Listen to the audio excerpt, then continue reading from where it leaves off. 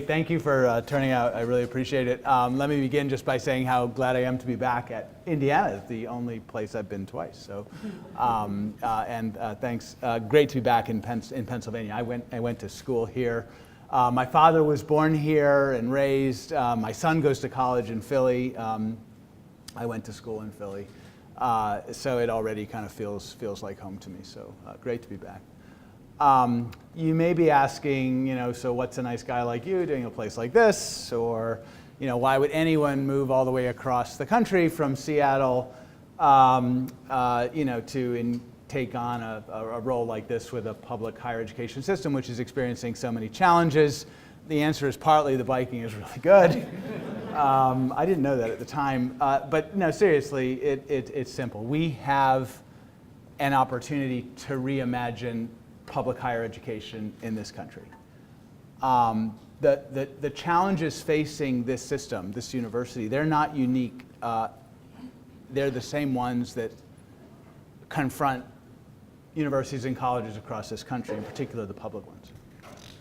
And they boil down to one thing. It's how do you sustain the system and our universities in order to ensure that all our students can affordably get the education they need after high school so that they can support themselves and their families, contribute to their communities, and participate effectively in the 21st century economy. And it sounds daunting, but I believe that by working together with the faculty and the staff and the students of this great system and our surrounding business and civic and political communities and leaders in them, that we're probably better positioned than anywhere else to take this challenge on and to succeed in addressing it. We have the passion, we have the grit, we have the determination, and we have the sense of urgency to take this on and win, which is why I came here. And trust me, I went shopping for a place that was positioned as we are to at least try to reimagine public higher education in this country for the 21st century. And the belief that I have, I actually went shopping. I hoped I wouldn't actually buy until 6 or 12 months after leaving my last gig because I kind of wanted a break. But I did manage a couple months. Thank you, Chair Shapira. The belief that I have that has only been reinforced by the countless conversations I've had since I've been here. This is the 5th day of my 8th week. The countless emails I've received from so many of you. I did a blog on my first day, and I invited folks to email me and to share their vision of who we are and what our opportunities were and who we might become. And I was literally inundated with emails in a good way, hundreds of emails, and I am responding to all of them slowly. You can only do about a dozen at a sitting because they are just that powerful. I mean, the enormous amount of energy and innovation and passion and drive and the want to need to hope is powerful. Let me share an example. You are leading a team, referring to all of us as a team, that is truly passionate about providing our students with the most comprehensive, innovative, life-changing experience that is possible. I can't tell you the number of times that I have watched faculty completely transform their teaching and research methods in dramatic and very labor-intensive ways in the constant search for the best way to inspire students. I see staff and administrators quietly working so many extra hours to make sure our students are well taken care of. We are watching our students launch towards their hopes and dreams and the hopes and dreams we have for them. It's flat out inspiring. And I believe from your emails and from many conversations, faculty and staff and board members and trustees, that we are willing to identify and to tackle our challenges, our opportunities head on. We have to. The lives of our students and the communities that we serve, they depend on our doing that. And I'm not going to spend a huge amount of time listing our challenges. You know full well what they are. Bluntly, We're struggling to deliver a quality education to our students using instructional and student support and business models that have been around at least since the 1950s. We're focusing on high school graduates and educating them for careers in business and industry and in the civil and learned and political services. And these models that have served us and our students so well for decades, their effectiveness is waning as the composition and the needs of our students and the demands that are made upon us by our employers, and our funding models have all changed dramatically. And in a state like Pennsylvania, where the size of the high school leaving population is projected flat to 2025 and then falling off a cliff, our challenges are compounded by cutthroat competition because our public and our private colleges and our universities combined, they have too much capacity. They have more seats than there are high school students to fill them. And so we're involved in a race to the top in terms of price for the students who are most vulnerable, and a race to the bottom in terms of quality because universities have fewer resources to serve those students that need them most.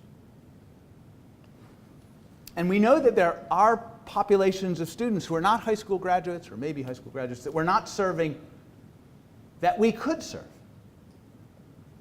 Adult learners, low-income students, students of color, working parents. They deserve our attention too. But educating these students requires a fundamental rethink of our practice and our approach. Right? And it makes sense. Educating a fourth generation, high-achieving high school student through to a degree is a fundamentally different exercise than educating a first generation, low-income student who hasn't had the opportunity to achieve as well in high school as that fourth generation peer. And that is fundamentally different yet again than successfully educating an adult who returns to a university or a college for a 6 or a 12-month certificate that will get her a bump in the labor market. And we're wanting to innovate to serve these new students, but we're asked to innovate at a time when lagging public tuition, public investment begets tuition increases, which beget enrollment decline, which means that innovation and the opportunities to innovate are undertaken in an environment when we're running on fumes. And you've heard all this before, and it's not new. In my view, these are technical issues. They're technical challenges. They're subject to technocratic fixes, and I'm confident that we have the creativity and the expertise in order to address them. There's something else, I think, which is a much more fundamental challenge to me. And remember, I've only been here 5 days into my 8th week. It seems to me our primary challenge is actually our culture. From my early observations, that culture is one that's defined by fundamental distrust between management and unions, between faculty and staff, between universities and system, between trustees and board members, between members of the legislature and the system as a state agency.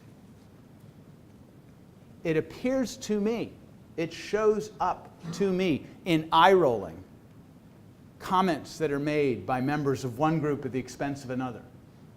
A dearth of active listening, the kind of listening you do when you're really trying to understand where the person you're talking to is coming from. It appears to me to involve positioning from trenches that have been deeply dug over decades around issues that are critical and around issues that are trivial. It involves uncivil discourse that has become, for me, the new and unacceptable norm of our political and our civil society. And that may not be true here in Indiana. But if it is true, And if we want to address our challenges and get to a better place for our students and our universities and our state, then we must stand up together, suspend our disbelief, lock arms, and as one body say, enough. So we can't control the demographic, political, and economic trends that are buffeting this and pretty much every other university in this country. But we can control how we behave towards one another. We can transform our culture. With respect of our culture, we run this place.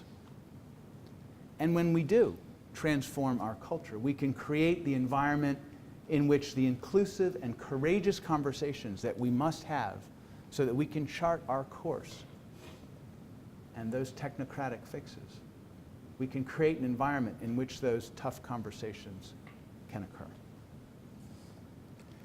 And as I was thinking about this, I asked myself, well, how hard is it to change our culture? What does that actually entail? What are we really talking about? Showing respect to one another. Offering trust to one another. Listening to one another. Using our words civilly with one another. These are things we're taught as children. They're things we teach our children. They're things that we expect of our nephews and our nieces. They're normative behaviors in our society. How hard is it to insist on those things from ourselves? So here's an idea, radical concept.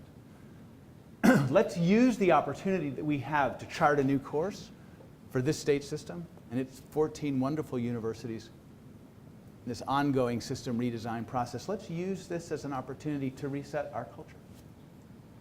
Let's engage in open and inclusive and honest and transparent and civil and data-informed conversations about the issues that we know we need to nail down and align around so that we can move forward. Let's begin by asking and answering some essential questions like, who are our students?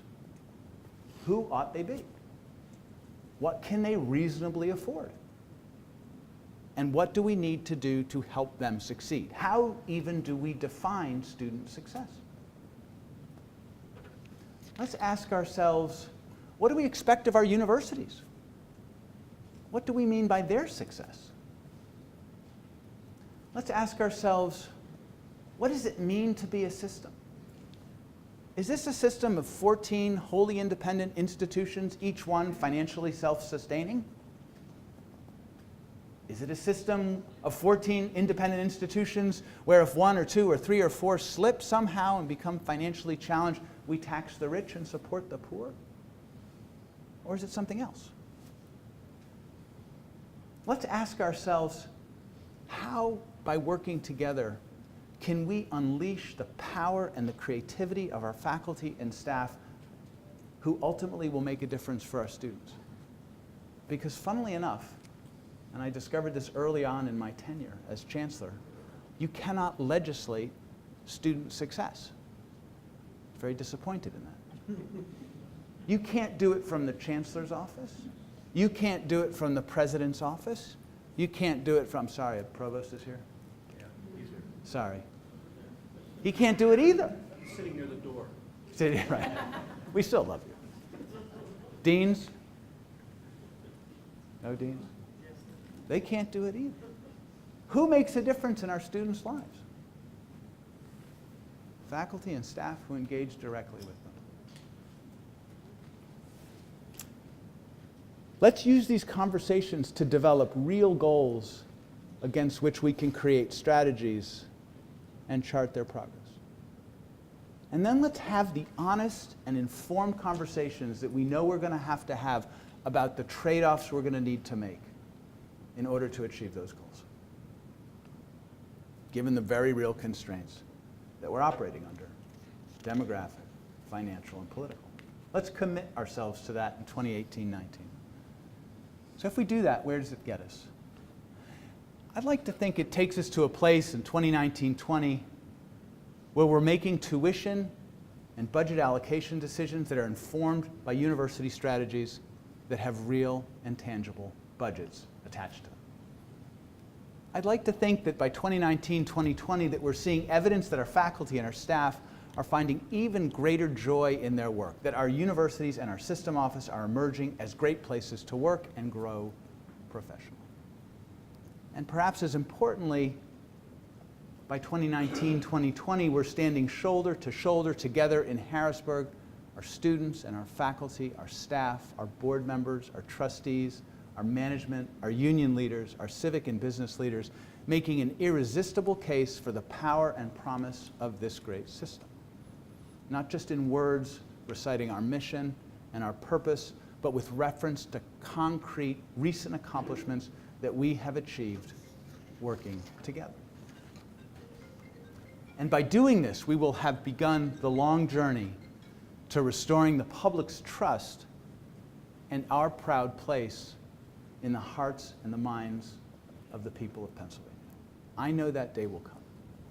I have felt the desire for it from so many of you in our conversations and in your emails. You care deeply, as I do, about our students and their success. You believe deeply, as I do, in our collective talent. You want our culture to evolve as much as I do, so we can succeed. Another email. Chancellor Greenstein, you know the challenges you are up against economically and culturally. You're going to need to rebuild trust and create better procedures to bolster healthy relationships. However, you must know there are so many innovators on this team. I see and I hear the most amazing ideas and energy for reinvigorating our system all over campus. I'm confident that people are ready to be invited to have those brave conversations. Welcome to the family. Welcome to the family. So as you get to know me, you'll learn that I'm an irrepressible optimist. I can't help myself. I believe we can and we will address all of our challenges successfully, even joyfully, by mobilizing our collective talent, by tapping into the passions that we share, and by releasing our entrepreneurial spirit. I can't promise that you will like every decision that I make, but I can promise the following: that I will work tirelessly for all our students, regardless of their zip code, regardless of their background, because all must have an opportunity to succeed. That I will strive for greater equity and social justice because, for me, it's the right thing to do.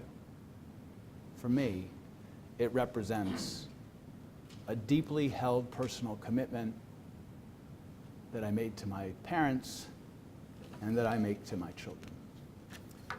That I will demonstrate profound respect for the faculty and the staff who contribute to our academic enterprise, and my deep appreciation for the work that you do. I rose through your ranks. I started amongst you. I'm delighted at this stage in my career. I'm 42. That was a joke. To be back amongst you. That I will listen actively and seek to learn. That I will ensure that discussions that I'm involved in and the decisions I make are informed by data and rigorous analysis. That I will move with speed, because we do not enjoy the luxury of time, but that to the full extent of my ability and authority, I will be as transparent and inclusive as I possibly can be. And I promise you I will make mistakes, because I am human and humans make mistakes. But when I do, when I slip, I hope you'll let me know, with the feedback that will make me a better chancellor, a better leader, a better servant to you, to our students, and to Pennsylvania. And yes, you can, and I hope you will, hold me accountable for these promises. This is not going to be easy, but we do have a North Star to guide us. At least I was given one in another incredibly beautiful email. Chancellor Greenstein, by now you know that most of our students are not the sons and daughters of the wealthy, yet they are some of the brightest, most ambitious learners. Most are not handed over businesses upon graduation. They seize opportunities to create new ones. They do not inherit portfolios, they build them. In many ways, they are immigrants, not just from other lands like their grandparents, but from other socioeconomic backgrounds, searching for the mobility to make their ways to richer, more productive lives. They are coming to realize their new power, the power of a million new ideas. That's a North Star. Sustaining this great university and the system in service of these immigrants now and into the future. That's a North Star. So that's enough for me. Your turn. Happy to go anywhere our conversations take. Any questions open? Nothing's off the table. Thank you very much.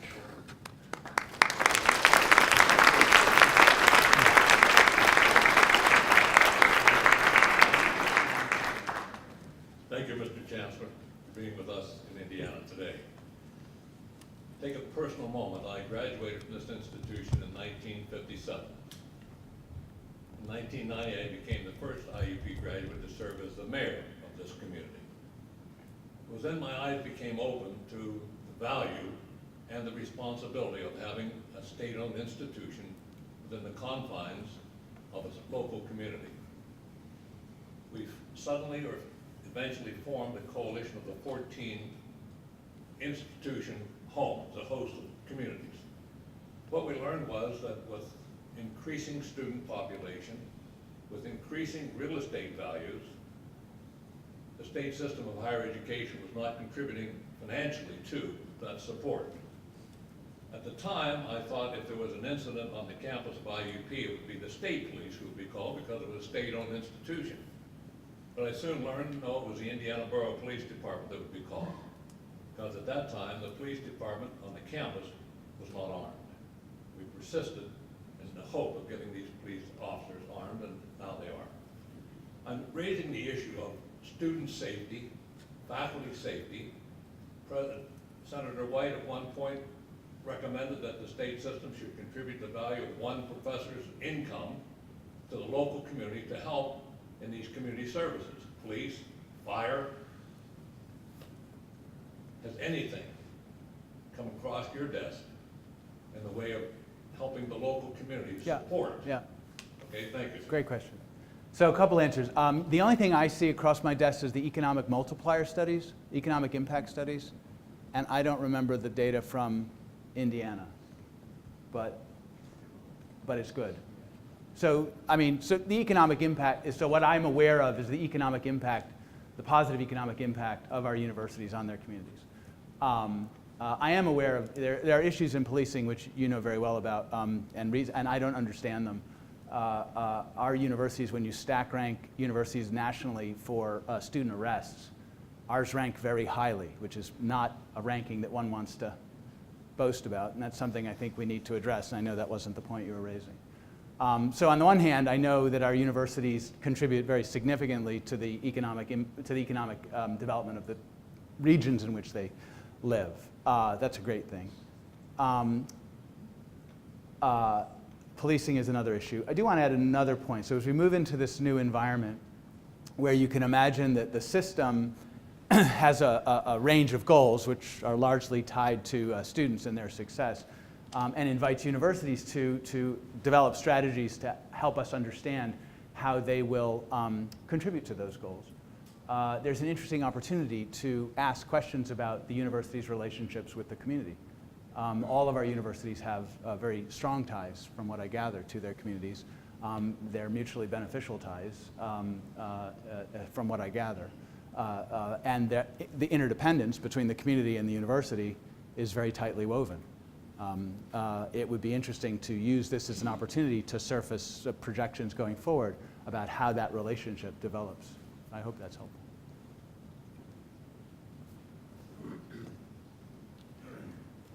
Chancellor, my name's Don White, and I've been a state senator in this area for 18 years. I'm not an IUP grad, but at the same time,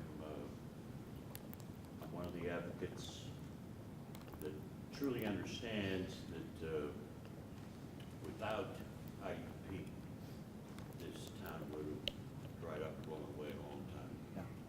It's that important. It's because our hospital, the industries we have, the interest in the community, sparked all centered here, on this campus. As I said, I've been a member of the General Assembly for 18 years. For 18 years, going down there waving the flag for IUP and the state system. And the state system. Knowing full well, especially in earlier years, Westchester and IUP were the two starships of the system. You've come into you've come into a situation where we've had chancellors that understood some of these same problems you're discussing years and years ago. The relationship, in my opinion, between the state system, the chancellor's office, and the General Assembly has always been weak. Every day I can run through the halls of Harrisburg and I'll see lobbyists for Penn State, Pitt, Temple, every week.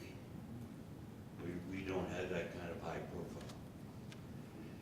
profile. I've watched Penn State over the years, even before I got to the General Assembly, just basically eat our own. In other words, all these branch campuses in towns similar to Indiana have had devastating effect on the state system. Our enrollment here is down, I believe, 20%, 25% over the last 4 or 5 years. I've seen what's happened to Cheney College. Every year in the budget, I guess this is part of my question, I'm sorry to drag it on, is what can we do to improve that relationship between the General Assembly where we throw nickels and dimes into the state system? Meanwhile, the budget monies that we give Penn State Pitt are literally only 10% of the budget.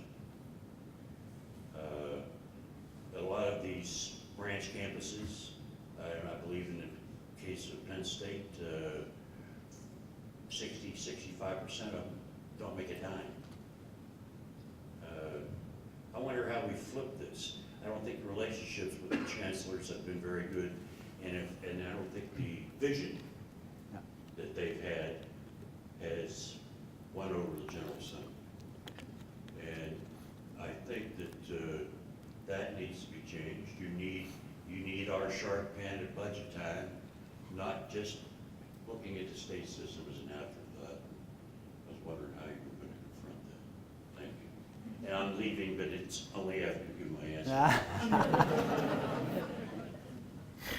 Well, thank you very much for the question. Funnily enough, I actually have the solution right here. So, so there's a couple of things. One of them is everything you say. Obviously, in my short time here, I've come to agree with. We will strengthen our. We don't lobby, but we can certainly have better advocacy, and we are at this moment strengthening our staff so that we can be more front and center. That's a super important thing, and I agree with you. We need to do it, and we are. I think the narrative around the system has been weak. I think it's been weak in part because we haven't decided what it means to be a system, and now it is time to decide. The board is actively engaged. Chair is here. Mr. Smith, as you know, is member of the board, has set itself the task of really understanding what it means to be a system and what the advantages is. So we're not simply a collection of 14 universities, that there's something more. And we will, and in real time, be articulating that vision that we can share it with the General Assembly. I think the General Assembly, honestly, needs to do its part. It has not been a reliable partner, and it's not about the money. It is about the cutthroat competition which exists in higher education in this country, which is not just about the state system, but it's about the use of FIA dollars, and the use of the funding that goes to the state related to create an ecosystem which is frankly overbuilt. That is an education public policy challenge. It's a very hard one. Master planning is a difficult thing to do. California pulled it off in 1960. States like Pennsylvania are beginning to look at it. What does it mean? What are the state's economic needs, and how do higher education generally fulfill those needs? And then how do the sectors of higher education, which proliferate within this state, work together in order to meet those needs? Those are conversations that as a chancellor, I would be delighted to participate in, but you'll appreciate I cannot convene them. I can raise those questions, and I can volunteer my efforts, and I can promise you that at least a few of my counterparts across the ecosystem will run to the table. But it's a table that needs to be set in a different place. So I guess the last point is that the next phase of system redesign, and I wonder if Chair Shapira wants to join in at some point. The next phase of redesign is putting in place basic enterprise management tools that we simply don't have, right? It is a set of system-wide goals on which we can build university strategies with which we can develop real budgets that align with strategies so they're not just talking about revenue gaps.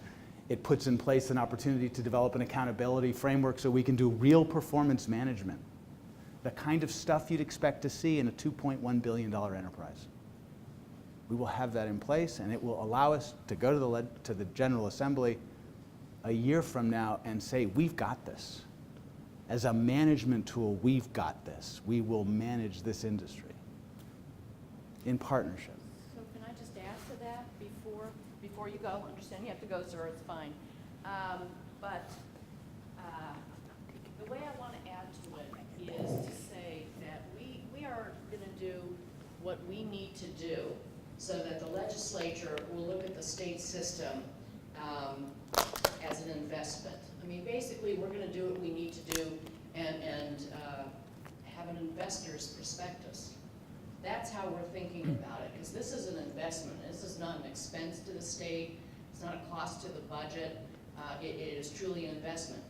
But we, the system, hasn't put together and put in place what needs to be put in place so that the legislature will look at it and say, yes, this is an investment that I want to be part of because the ROI is so valuable, and we all can see it and we all know it, and we have specific outcomes that we can look at and point to and say this is worth your investment. So I just wanted to really emphasize that point. That's sort of my mentality, about this. The other thing is, we have a big cultural issue. We started as a state agency, right? We were sort of born out of the Department of Education, and for most of the years, for all the years really, of the state system, at the PASHE level, at the Chancellor office level, we function as a bureaucracy. We haven't functioned as a system of higher education. We are working hard, to correct that and turn that around. So I'm confident, that with Dan on board and with a really good board now, and thank you so much, Vice Chair Smith, who is instrumental in helping us do this. You're going to see this, and you're going to want to invest in us. We're not going to be begging for money. Thank you. Start. Okay. Thank you.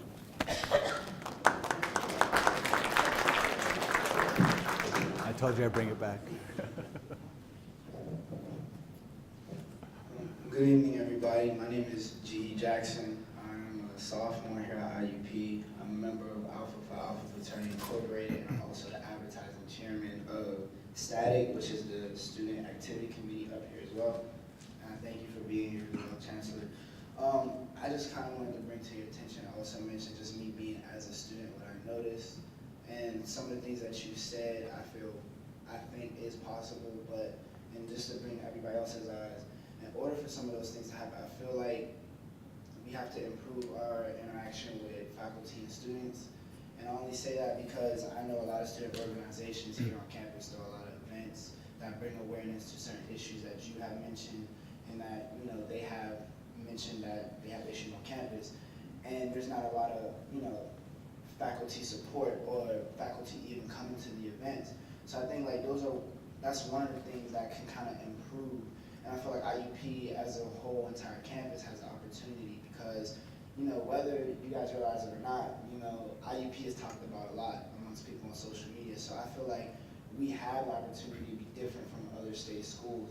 But if we improve on, student and faculty interaction, and even students come to things like this, and even putting their input on, I guess, like policies and different things to kind of evaluate that as a whole, I feel like that can also strengthen, your guys' work as well to like see like what the students need and want. So I just wanted to say that. Thanks so much. That's great. Thank you. So I just want to, I don't have a response except to say thank you. I also want to say that that gentleman has just modeled courageous conversation. That's a hard thing to say. It's a hard thing for a student to say. So thank you for doing that.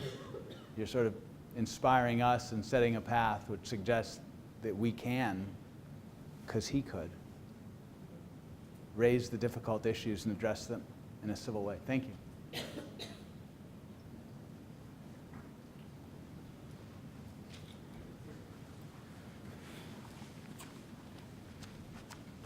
Aloha!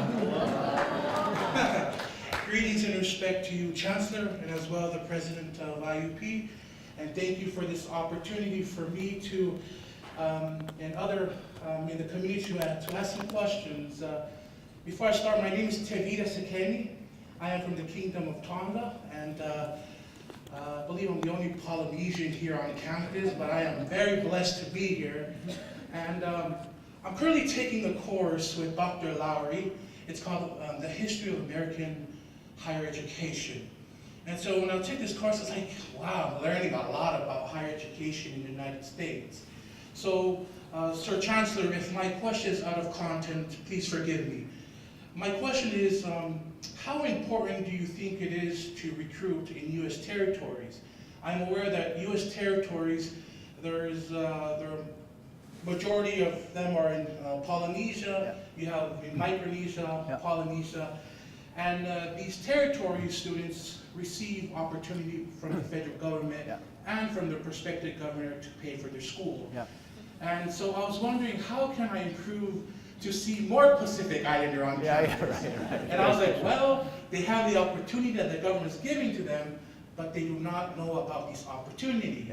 So I've been working very close with our Chief of Diversity here on campus, sharing ideas of how we can see some of my brothers and sisters from the islands here. And I'm just wondering, what are the positive effect you think, or the negative effect of recruiting in U.S. territories here in the United States? Great question. How's the course on higher education? I love it. Yeah, it's great. I love it. Absolutely. I wish I had taken that course. It would have equipped me well. Yeah, it's great. You know, it's a great question. It's also an area where, you know, you wonder whether we should be doing more as a collective, you know, acting as a bunch of universities or even as a system, recruiting in the territories and actually internationally, because it's super expensive to do. It's hard to do because you have to have boots on the ground and connections to communities.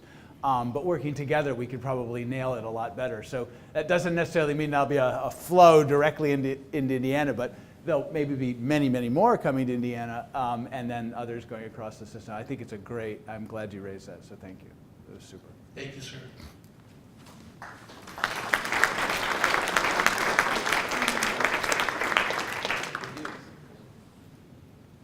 Is faculty member Lowry here?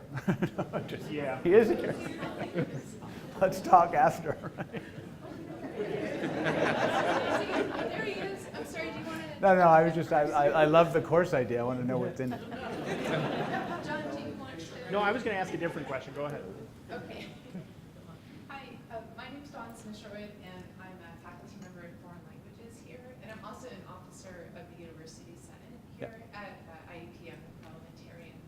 And we've been talking about the redesign, and I was wondering to what extent the NCHEMS report from last year is impacting the system redesign, and more specifically the recommendation that has to do with shared governance and the possibility of using the system brain trust, the faculty of the system, and maybe even having a group of faculty that go to Harrisburg to share and rethinking this new system. Can I give the mic to, or do you want to just grab the mic over there? Yeah, I'll start and let you, work in the details. That's the privilege of, being a lay leader and not getting paid. So that's a great question. The NCHEMS report definitely inspired us to start down a direction for redesign. We knew we had to do it, but we wanted to hear what they had to say. The NCHEM's report really focused, and I have to say, this was the first thing I said to them, because I was the first person interviewed, so, that it starts with basic governance. And so what I hope, maybe you've seen, maybe you haven't seen it, but hopefully you'll start to feel the effect, is that the Board of Governors took it upon ourselves, right, to model better governance. And that means repairing relationships, really understanding what shared governance means, and starting to implement it. We've restructured our Board of Governors committees to focus now around our strategic priorities. We no longer have, like, you know, academic affairs, student affairs, finance. We now have a board committee, standing committee on student success, you know, as an example. So, okay, fine. That wouldn't necessarily, you know, resonate with you, but what it does is give us, as Dan says, a North Star in terms of how to reset our own priorities and rethink. So now we're at a phase where we're able to go further. We have set up task groups, which I guess Dan can talk about if you want any of the detail. We absolutely are inculcating shared governance practices with faculty participating, offering input, students, you know, all of our stakeholders. We actually did that with the search. So the search for the new chancellor, the policy said that the search committee was the executive committee of the Board of Governors, which is, you know, 4 or 5 people. We said, no, that's not how you do a search for a chancellor. The person is a chancellor for everybody. And so we had to actually make a new policy, but we did, and that search committee was expanded to include a student representative, a faculty representative, and a staff representative. So, you know, we're starting to do these things. We have to do much more, but absolutely 100%, we are going to be modeling and incorporating not only good governance practices, but shared governance practices as we now get into the more, you know, nitty-gritty phase.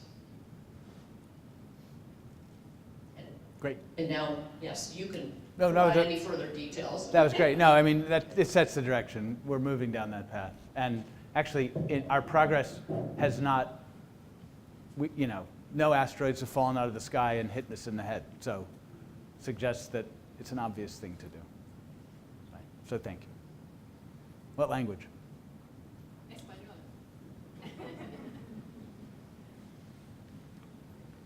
So to get into the nitty-gritty, as someone who has been both a faculty member and now in administration, what do you envision, from your perspective as chancellor, shared governance looking like in practice, both at the system and the campus level? Yeah. So I think that is something that, you know, I can tell you, I can go as far as the next year and a half, but, you know, so we're forming these task groups that Chair Shapira mentioned to really begin to address these existential questions that I talked about. Who are our students? You know, what is university sex? What does it mean to act as, what does it mean to be a system? We'll have more work, obviously, ongoing. We have invited, through invitation to our presidents and our union leaders, we've invited faculty, staff, students to participate in those groups for all the obvious reasons. As the board begins to establish, based on the recommendations of those task groups, a set of system goals, we'll invite universities to develop strategies and budgets against those goals, and we'll ask questions like, what's your consultation process look like? And there'll be, you know, a set of expectations around that. Because, I mean, I meant what I said. The people who make a difference in the lives of our students are the faculty and staff who engage with them. And to begin to design a future for this university and our students that doesn't involve the people who work with them doesn't seem a very good idea, right? So those are the kinds of shifts that we'll be seeing going forward, and I'm sure there will be other ones forthcoming, but that's as far as I can see at this moment. I don't know if you wanted to add to that. It's a work in progress.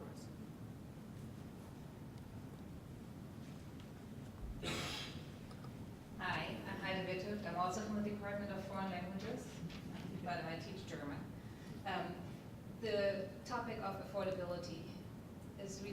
happened to me, because I have students who sometimes need to take a term off, kind of to work, Yeah. to, get enough money to continue. Yeah. And I have a student right now who's teaching, who's not teaching, well, that would be great, but who's working 40 hours a week and not in town. Yeah. And has a full schedule.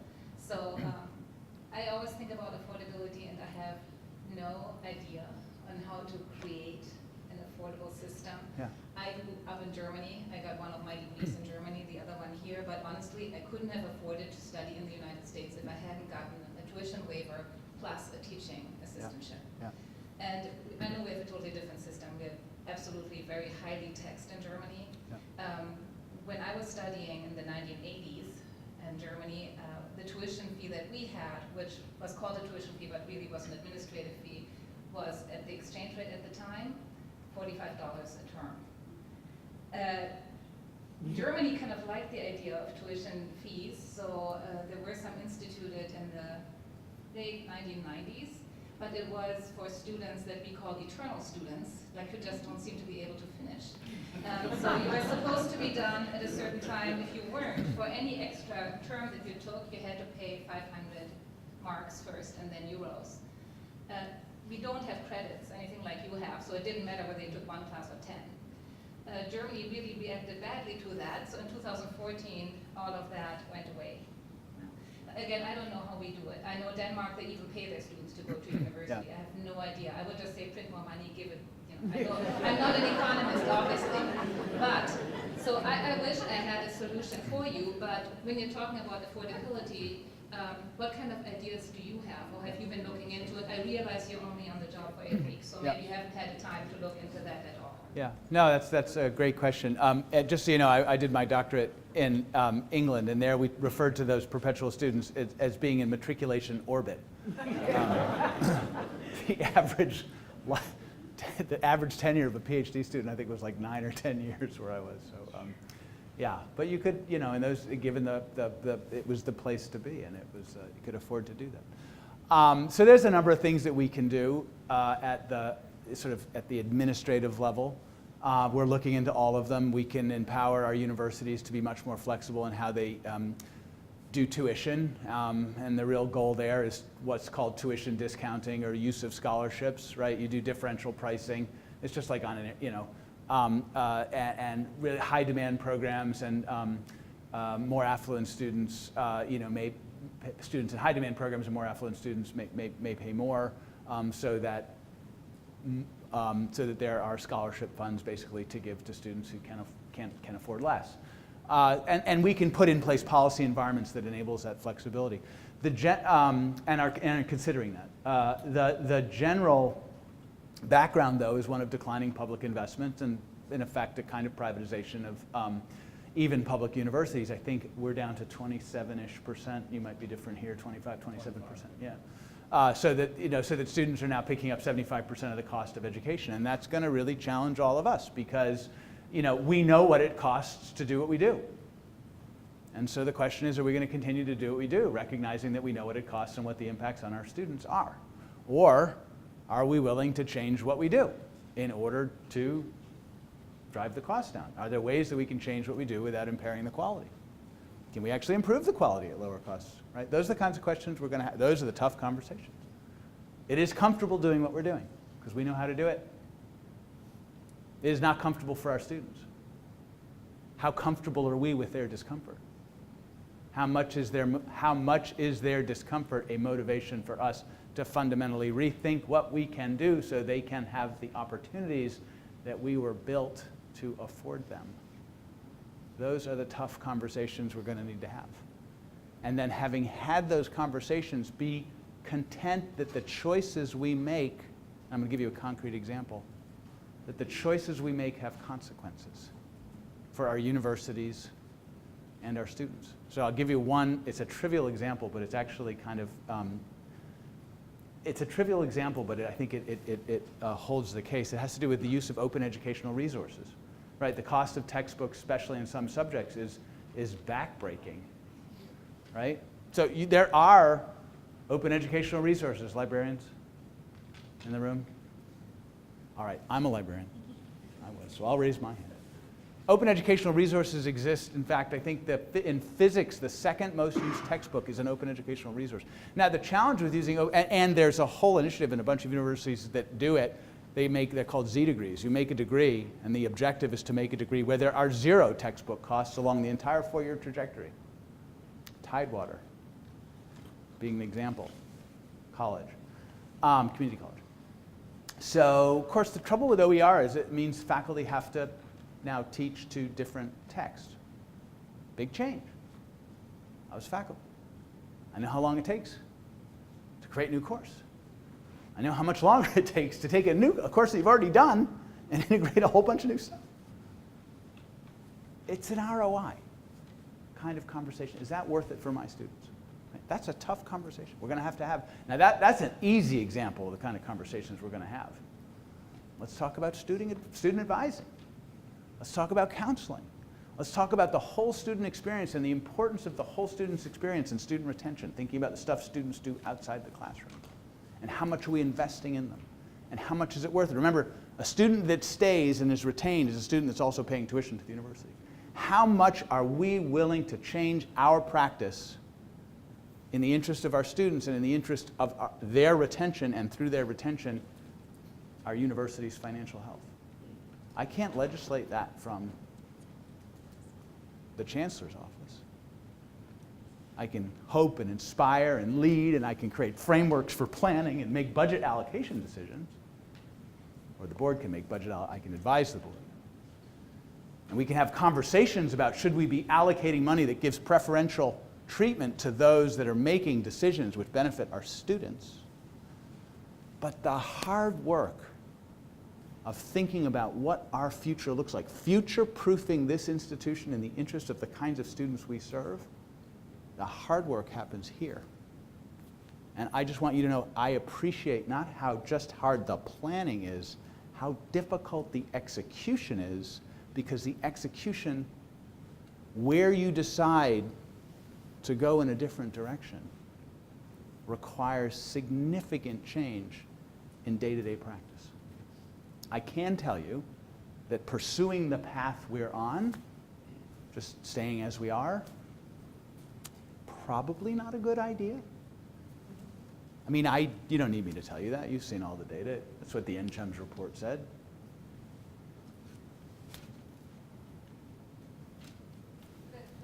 Something quickly, also one of the co-directors of the Reflective Practice Project of the Center of Teaching Excellence here on campus. Yep.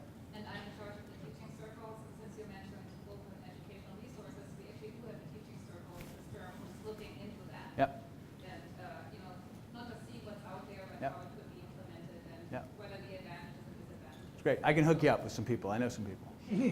High-impact teaching practices. There's a research evidence base on the effectiveness of high-impact practices in retaining students. Coordinated advising. There's a substantial evidence base on approaches to advising that retain students. We can choose to not pay attention and adopt. As long as we're comfortable with those consequences which get directly to affordability. I know what I choose.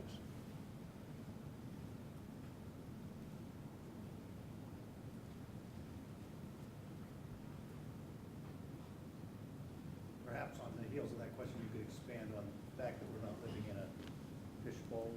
We're living in a system of post-secondary education that Correct. exists Yeah. beyond the system. Yeah, so the question, really the point was about the fact that we're in an ecosystem of higher education, right? And there's two things that are going on in that ecosystem. One of them is that in that ecosystem, everyone is chasing our students. Everyone is chasing our students. In this race, I don't think the slow do too well. I mean, we've seen it, right? So if you look at our enrollment, it's in the NCHEMS data actually. If you look at our enrollments, the biggest groups that are leaving us the most quickly, disproportionate to our total enrollment decline, is the 48 to 100 students, Pennsylvania students from families earning between 48 and 110,000. Just 30+% of them drop since 2010, 11. Whereas the entire enrollment decline has been about 25%. So you've got huge disproportion, right? Those are the students who are concerned most with affordability. And where are they going? They're going to the independents, they're going to Penn State, right? Yeah, yeah. And it's and just, you know, we'd like to talk about how low cost we are. If you look at net average price, not so much anymore.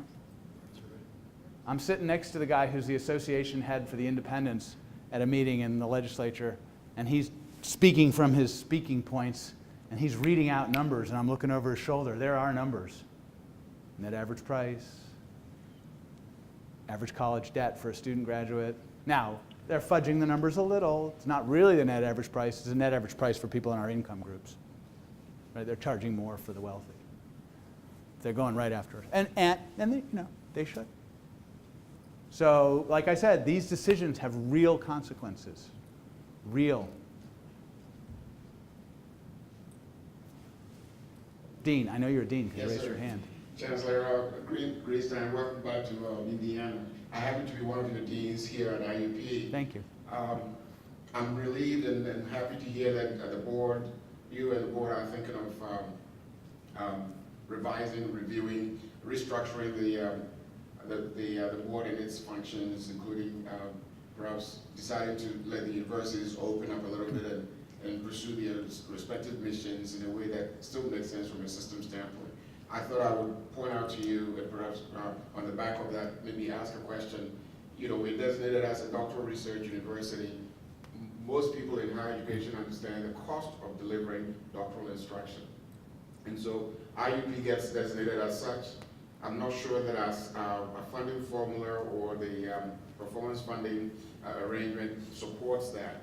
And so my question to you is, as you think of restructuring the way that goals are set and budgets are allowed to follow, could you give us an example of how perhaps some of these changes could be made in a way that supports our designation as a doctoral research university? Yeah, I think, I'm going to disappoint you. I can tell you that we're going to review and revise the allocation formula. Okay. And we'll do that in the course of this year, and we'll do it in the context of the system goals, the university strategies, and the university budgets. I mean, this is about getting a management infrastructure in place. I can't tell you what the performance-based funding will look like. I can tell you that each of our universities is special and play Chancellor for a day.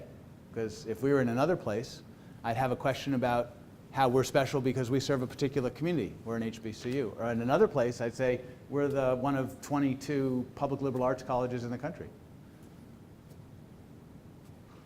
And they're all right.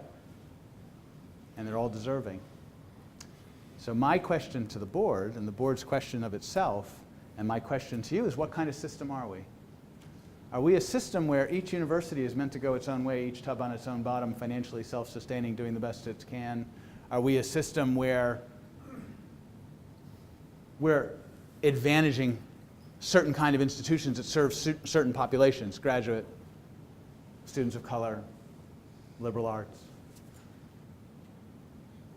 To your point on affordability, are we a system where we're working to leverage the resources that we have across our 14 universities in order to enable greater range of choices? For example, in the languages, where I imagine right now it's probably pretty complicated economically to offer, I'm going to say Greek, and you're going to tell me you have it. Duck that bullet. It's not unreasonable that a university of 100,000 students should have Greek, and I'm not advocating for Greek, right?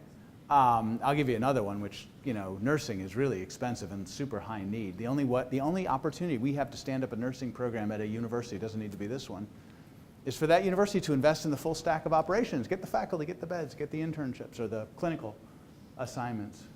It's a huge investment. What if the market isn't there? It's a crazy town.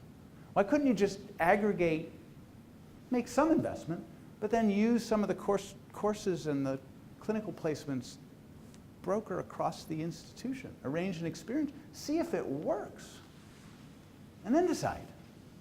Oh, that would involve working with other universities. Huh, interesting. So would Greek. But what's important? Is it more important that we should all be financially independent and compete with each other, or is it more important that we serve our students in the way they need to be served? That's a choice, in an affordable way. That's a choice. There's a consequence of that choice. Either way. And those are the kind, we cannot any longer not answer those questions. I've spoken to people who've done that cross-campus, cross-university programming. Has anyone here done cross-university programming academically? Super hard. It's all a one-off. How does the money go? How do the credits transfer? How do registrars change transcripts? Where do the courses appear in the catalog? Does that serve our students really well? Is it worth hanging on to the current business logic? Let's keep our academic resources hidden from our students. I'm exaggerating the point, but you get it, right? I'm going to be in trouble.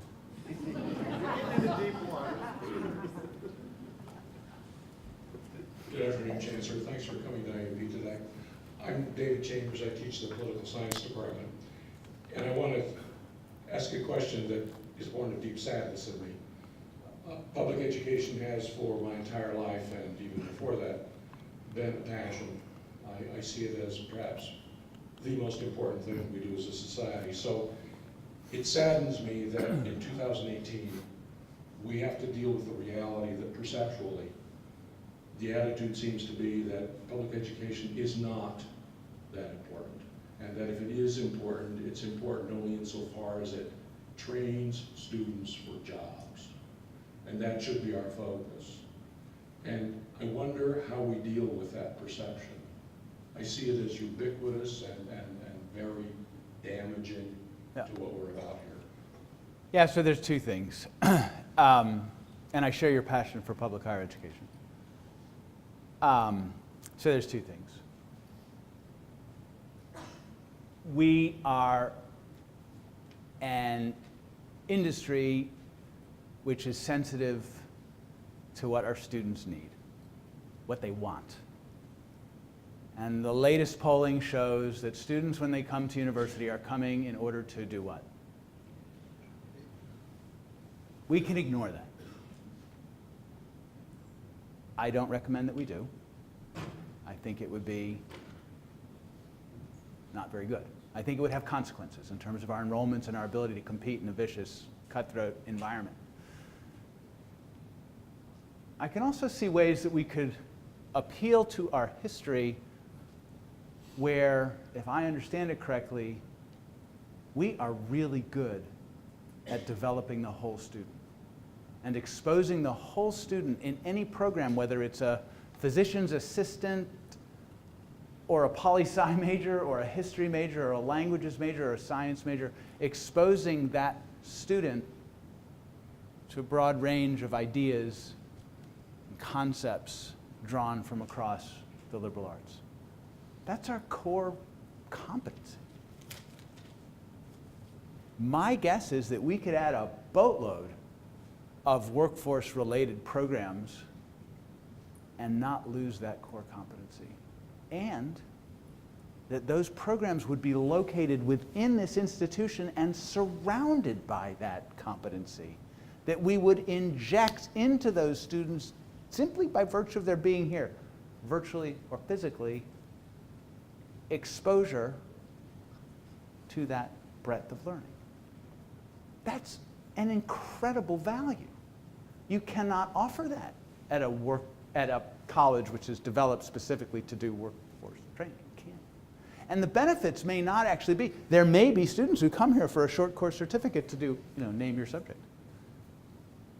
Having that exposure, they're likely to return, to continue to improve their education over a lifetime. To be able to distinguish ourselves in offering a kind of education, if we go in that direction, towards more work. So I actually see it as an opportunity to expose more people to what we're good at, not as a threat to who we are. We can choose to see it as a threat to who we are, and many are in the liberal arts colleges.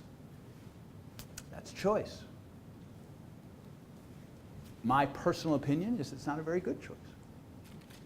That there are better to leverage that strength, create an opportunity which resonates with the real demand of the real students that we want to help.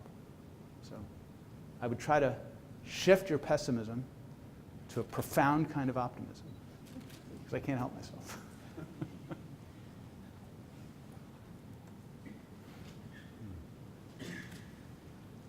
I think we have time for one more. Hi, I'm Cynthia. I'm Associate Dean in the College of Business. I want to talk about online education. We're in the College of Business. I think we have one class now that's offered face-to-face. We have students that are here during the academic semester but prefer to take classes online.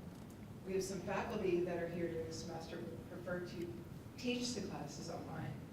And yet we can't evaluate our faculty that are teaching online.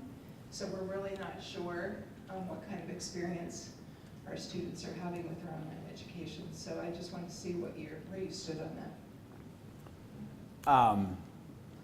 How long you have? Probably not a lot. So I spent a lot of time online.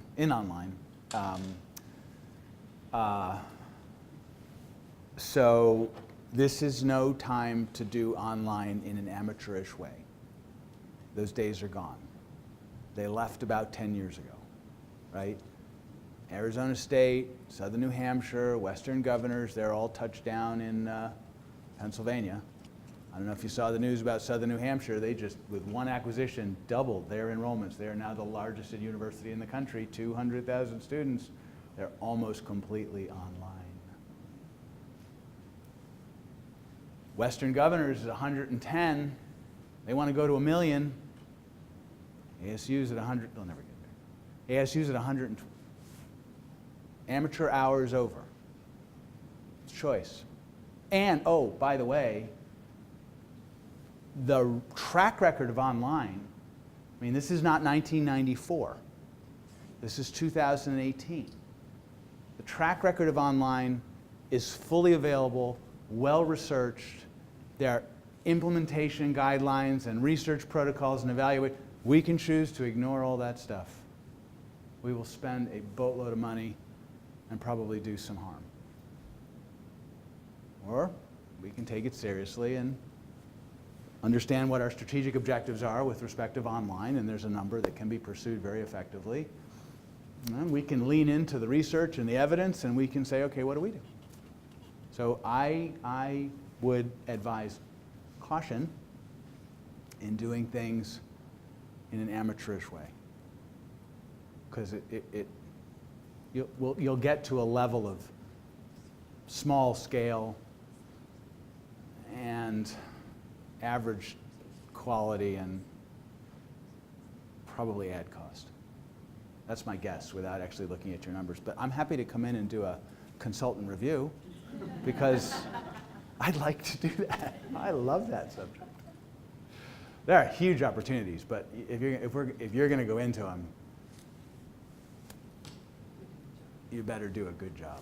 And it's just get smart about what's out there.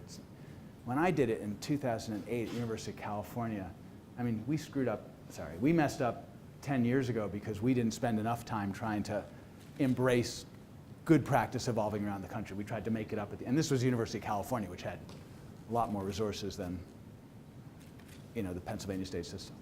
So it's, I think it's great. I think there are huge opportunities. Take advantage of them smartly, and I'm happy to help. I think we're done. Thank you. Thank you so much.